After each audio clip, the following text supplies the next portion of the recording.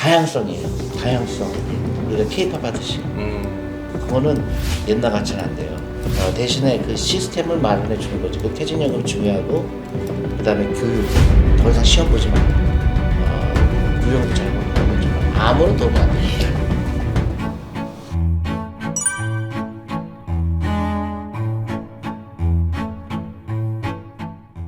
그러니까 벤처에 투자한 돈이 얼마나 그랬죠? 1년에?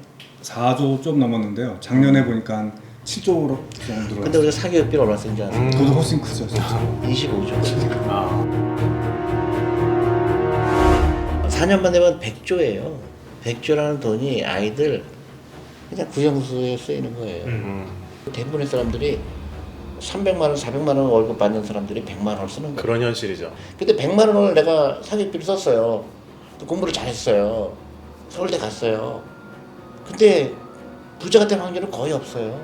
그냥 무의식적으로 그냥 공부를 잘해야 된다는 그런 아직도 우리가 사교육을 열심히 하고 좋은 대학 가려고 하는 이유는 일제를 거치면서 한국이 채택한 게 발전국가 모델이지 않습니까? 일본 같은 경우에 도쿄대학교를 졸업해서 고시를 합격한 사람들이 경제를 이끌어왔고, 한국도 마찬가지로 소위 말해서 이제 경로 의존이라고 그러죠. path dependent. 이게 지금 계속되고 있어요. 근데 실질적으로 우리나라는 수출과 무역을 통해서 먹고 사는 장사하는 나라예요, 지금. 맞죠? 근데 아직도 사고방식은 사농공상에 머물러 있는 거예요. 유태인으로 공부 잘하는 말은 아예 안 해요. 이렇게 표현하더라고요. 그러니까 아이들을 갖다 100명이면 운동장에 가운데 놔요. 그리고 가고 싶은 대로 가라. 그러면 얘는 이쪽으로 가고 얘는 이쪽으로 가잖아요. 그러니까 별로 경쟁할 것도 없어요. 자기가 원하는 거. 한국은 일렬로 세요. 일렬로. 그래서 땅 뛰라 그래요. 근데 그거를 가장 조장하는 게 뭐냐? 사교육하고요. 네. 그다음에 시험제도예요. 입시죠, 입시. 입시제도. 그다음에 취직까지 시험 보는 나라는 한국이거든요. 맞습니다. 왜 은행에 들어가야 되는데 내가 왜 시험을 봐야 돼? 근데 한국은 그거를 공정하다고 얘기해요. 가장 공정하지 않죠. 그거는 편리성이지. 내가 사람을 뽑을 때 귀찮거든. 얘를 뽑을까 그러니까 시험을 하는 거야. 내가 정말로 내가 은행의 은행장이라고 그러면 내가 뽑을 때는 스토리가 있는 애를 뽑고 싶어요. 인터뷰를 해보고 얘는 진짜 엄청난 그런 그 마인드를 갖고 있구나. 얘를 뽑아야 돼. 근데 그걸 안 하고 시험에서 뽑는 순간 그 은행은 저 경쟁력이 떨어지죠. 정확하게 일본이 그런 거거든요. 좋은 대학 나왔다는 이유로 다 뽑아가잖아요. 그리고 그건 엄밀히 말하면 은행 일 하는 데는 완전 오버스펙이죠, 사실. 오버스펙이죠. 그리고 스펙이 필요한 게 아니에요. 안인주의고 그리고 그 기득권을 놓고 싶지 않고. 이제 그러니까 어떻게 돼요? 일본 은행 가보면 은행뿐만 아니라 증권회사 가보면 너무 놀래요. 이렇게 모를 수가 있을까? 일본 은행이나 유럽도 마찬가지예요. 이것도 프랑스 은행이라 들어가잖아요. 네. 너무 보링해요. 그 시스템이 그러니까 옛날 30년 전에 머물러 있는 거예요. 우리가 이제 중학교 1학년부터 우리가 투자 클럽 운영하거든요. 그래서 이제 졸업생이 5년 지나니까 졸업생이 나와요. 그래서 이제 3명이 우리 회사에서 인턴으로 일하고 있는데 대학교 올라갔잖아요. 네. 근데 우리 인턴하는 그 친구가 금융에 관한 과를 택했는데 교수님보다 미안한 얘기지만 더 많이 아는 거야. 그럴 수밖에 없겠네. 예. 그러니까, 실제로 그냥 노동을 경험해 그러니까 보면. 예. 회의가 온 거예요, 이 친구가. 그래서 대학을 그만두는 게 그래서 그냥 우리 회사에서 일하면 안 되겠냐고. 네, 그래서 네. 저는 이게 자연스럽게 꼭 내가 대학을 가야 되느냐. 그거는 아주 근본적인 이슈도. 근데 그것도 모르고 그냥 무조건 사교육 써갖고 좋은 학교 간 아이들은 네. 경쟁력이 현저하게 떨어지죠. 네. 아무런 그런 의식이 없이 어떤 목표가 없이 하니까. 그러면 가난이 계속 대를 잇게 되고. 그래서 제가 사교육비가 진짜 망조다 생각합니다. 이제 우리 학부모들이 자녀들을 어떻게 만들고 싶으세요? 그러면 저는 200% 확률로 우리 애들 부자 만들고 싶어요 이래요. 네. 부자는 어떤 사람일까? 굉장히 간단해요. 주식을 소유하고 있어요. 다 주식을 갖고 있는 거예요. 그리고 일찍 투자하는 거예요. 예를 들어서 이런 혁신 기업이 나오게 되면 나중에 시가총액이 막 100배도 되고 1000배도 되는 거 아니에요. 그걸 우리 아이들이 갖고 있다 그러면 어떻게 되겠어요? 그러면 이런 기업을 만들거나 아니면 내가 못 만든다면 만든 거를 네가 사고 그래서 시간에 투자하는 거거든요. 그러니까 예를 들어 뭐 10살짜리 아이가 사교육비로 쓰던 돈을 100만 원을 이거를 여기 이런 기업에 투자해서 한 20년 기다리면 어떻게 되겠어요? 단순히 돈을 번다 안 번다는 게 아니라 수학적으로나 확률적으로나 누가 부자가 될까? 당연히 그런 아이들이 부자가 되죠. 먼저 우리가 돈에 대한 생각을 다시 정립할 필요가 있다고 생각해요. 돈이 뭔가? 미국에서는 영어로 부자라는 거를 이제 여러 가지 그 표현이 있잖아요. 이제 프리덤이라고 얘기하잖아요. 파이낸셜 프리덤이라고 얘기하잖아요. 아니면 인디펜던스라고 얘기하잖아요. 네네. 독립. 예. 또 피트니스란 말이 있어요. 파이낸셜 피트니스. 너 건강하냐? 우리가 몸이 건강하듯이 너 저기 건강하냐? 그런 거거든요. 제가 유태인 얘기를 하는 이유가 유태인이 진짜 참 저렇게 경제적으로 하는 이유가 돈에 대한 철학이 분명해요. 그 사람들은 돈의 노예가 되지 마라. 돈을 다스려라. 그리고 일찍 시작하고 그리고 돈을 벌어보게 하고 돈을 귀하게 여기고 그러니까 철학이 확실하잖아요. 네. 그러니까 부자에 대한 감정이 없어요. 부자의 스토리를 듣고 싶어요. 넌 어떻게 부자 됐니? 아. 나는 이렇게 부자가 되고 싶은데. 그래서 저녁을 같이 먹고. 그게 이제 유태인이 부를 창출한 거가. 그래서 보니까 미국의 증권회사 이름 전부 유태인 아니에요.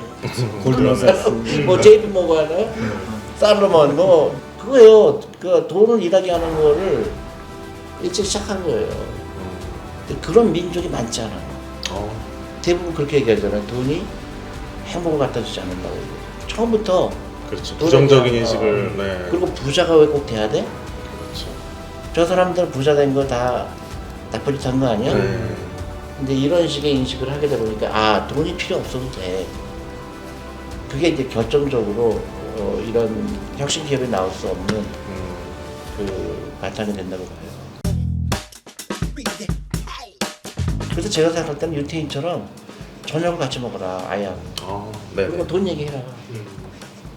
돈 얘기하는 거 뭐 어려워요? 야 나 저기 아빠가 월급이 얼마인데 지금 우리가 사는 아파트 얼마고 근데 내가 여기 월세를 살면 월세가 얼마고 근데 우리가 지금 돈이 빠듯해. 그래서 네가 좀 아껴야 되겠다 아들아. 그러면 아들이 안 돼 그렇게 하래. 그렇죠. 근데 네. 애들은 몰라요. 그렇죠. 아빠가 얼마가 버는지 우리가 경제적으로 어느 정도 위치에 있는지 몰라요. 그러니까 걔는 대학교 졸업할 때까지 모르고 자라요. 그렇죠. 제가 백그라운드가 연구원이었습니다. 저희 연구원 친구들하고 얘기하면 아무도 금융 지식이 없었어요. 그리고 돈을 어떻게 관리하는지도 몰랐고 지금 말씀하신 대로 돈 얘기를 막 너무 예민하게 하면 쟤는 왜 연구원이 무슨 돈 얘기야? 우리 유학 갔다 와서 우리 연구소장님처럼 돼야지. 뭐 큰 꿈을 가지고 똑똑한 애들이면 노벨상 받을 생각이나 하지 왜 연구원이 무슨 돈 얘기야? 사실 이거는 어느 만큼은 가정에서도 필요하지만 학교에서도 돈 얘기를 하는 것들을 부끄러워하거나 이상하게 생각하지 말아야 돼요. 어렸을 때부터 체계적으로 가르치고 교육에서도 자연스럽게 좀 하는 게 좋을 것 같다고 생각합니다. 근데 이제 네. 저는 이제 그런 금융 문맹을 벗어나는 거는 이제 시간이 굉장히 많이 걸려요. 네네. 그러니까 그 교육을 해서 사람들이 아 이거구나 하고 하는데 이건 이제 혁신이 일어나야 되고 나는 교육의 혁신이 일어나야 된다고 보고 그 다음에 시험도 없애야 된다고 봐요. 고시도 없애야 되고 그 대학교도 미국처럼 SAT 같은 거 하나만 보고 네. 그다음에 학교 성적으로 가고 에세이를 보고 요새까지 논술 그런 거 말고 그리고 아이를 그 대학교도 알아서 뽑고 취직 없애야 된다고 봐요. 근데 또 하나 내가 하나 좀 한국에서 좀 컨트롤버시할 수가 있는데 대학교가 가난한 아이들한테는 돈을 받지 말아야 돼요. 미국처럼. 그러니까 미국의 아이비리그는요 50%가 등록금 안 내고 다녀요. 네, 그런다고 하더라고요. 근데 부자들은 좀 다 뜯어내요. 네. 그렇게 해서 주식회사랑 비슷한 거예요. 내가 아이디어 있고 공부하고 싶은데 공부하고 싶은 거 너무 많은데 내가 돈이 없어서 공부를 못하게 됐다. 그거는 제도가 바뀌어야 돼. 근데 어떤 사람은 막 조단위의 부자고 예. 어떤 아이는 정말로 소년가장인데 등록금을 똑같이 받는다는 게 난 말이야. 그렇죠. 저는 이제 부자들을 많이 만났잖아요. 네네. 엄청난 부자도 만나고 조금 부자도 만나고 근데 부자라는 걸 어떻게 정의할까? 저는 부자라는 거는 그 철학이 내가 이 돈을 참 운이 좋게도 내가 돈을 관리할 수 있게 된 권리가 생긴 거고 네. 이 돈을 가지고 그 사회를 좀 더 그 좋은 사회로 만들 수가 있을까? 그거를 할 수 있는 사람이 진정한 부자가 아닌가 싶어요. 그러니까 우리 아이들이 큰 부자가 되라. 대신에 어려운 사람 도와줘. 사회를 바꿔. 그러면 그런 아이가 1명이 나오고 10명이 나오고 20명이 나오면 대한민국은 엄청난 나라가 되겠죠. 지금 우리나라 사람만 우리나라의 위상을 잘 몰라요. 이렇게 안전한 나라가 없잖아요. 종교 분쟁이 없잖아. 또 뭐 무슨 족 해서 싸우지 않잖아요. 그렇죠. 코로나 할 때도 이런 나라가 없잖아요. 유럽 같았으면 뭐 난리 났잖아요. 방역에 대해서. 난리 났지. 그러니까 SNS에서 막 시끄럽게 싸우지만 그거를 그냥 그거는 그거고 이거는 이런 나라가 없어요. 근데 딱 한 가지 한국에 꼴찌가 있는 게 있지. 금융 꼴찌지. 맞아요. 이게 진짜 이게 나는 너무 안타까운 거야. 그래서 이 금융 산업을 일으키는 게 넘버원 어젠다가 돼야 돼요. 그래서 지금부터는 네. 모든 국민이 부자 만들자. 금융 교육도 필요하고 아. 진짜 많이 필요한 것 같아요. 그렇죠. 네, 오늘 PWS TV 개국에 맞춰서 존 리 대표님을 모시고 대담을 나누는데요. 마지막 말씀을 부탁드리도록 하겠습니다. 먼저 조영국 대표님께 부탁드리겠습니다. PWS-TV 시청자 여러분들께서 금융 지식을 좀 더 넓히고 계속 신문이나 TV나 이런 방송을 통해서 좋은 기업들에 대해 공부를 해서 국민 모두가 돈을 잘 벌 수 있는 부자가 될 수 있는 기회를 누리시기를 바랍니다. 감사합니다. 네, 다음 김덕일 박사님께 부탁드리겠습니다. 저는 이 책이 어떻게 보면 가장 쉬운 방법임에도 불구하고 우리가 몰랐었던 부분을 처음으로 이렇게 제시해주는 책이라고 생각을 합니다. 독자분들께서 이 책을 읽고 조금이라도 좀 생각이 바뀌셔서 국민 개인이 부자가 되고 혁신 기업이 탄생하고 국가가 부자가 되는 그런 계기가 되었으면 합니다. 감사합니다. 네, 마지막으로 존 리 대표님께 코멘트 부탁드리겠습니다. 저는 대한민국이 엄청난 강대국이 될 거라고 저는 개인적으로 생각합니다. 네. 근데 그냥 되는 게 아니고 액션이 있어야 된다고 보거든요. 근데 지금 식으로 가면은 그 좋은 기회를 놓칠 수가 있다는 생각이 들어요. 그래서 우리 생각을 바꾸고 그다음에 돈에 대한 태도나 생각을 바꾸고 투자, 결국은 이제 금융이죠. 돈에 대한 교육, 그다음에 돈을 어떻게 일시키느냐, 그게 이제 선행돼야 된다고 봅니다. 우리 교육제도, 그다음에 사교육, 그다음에 그런 라이프 스타일, 이거를 하루빨리 해결이 되지 않으면 이런 식으로 그냥 가게 되면 너무 안타깝다고 생각해요. 우리나라가 갖고 있는 그 엄청난 그 용암 같은 그 포텐셜이 그냥 잘못된 돈으로 사장이 되니까. 그래서 이런 그 책을 통하거나 네. 그러니까 토론이 많이 이루어진다. 네. 그래서 점점 아이들도 똑똑해지고 좀 여러분들도 그런 좀 계기로 삼았으면 해요. 수고하셨습니다. 감사합니다.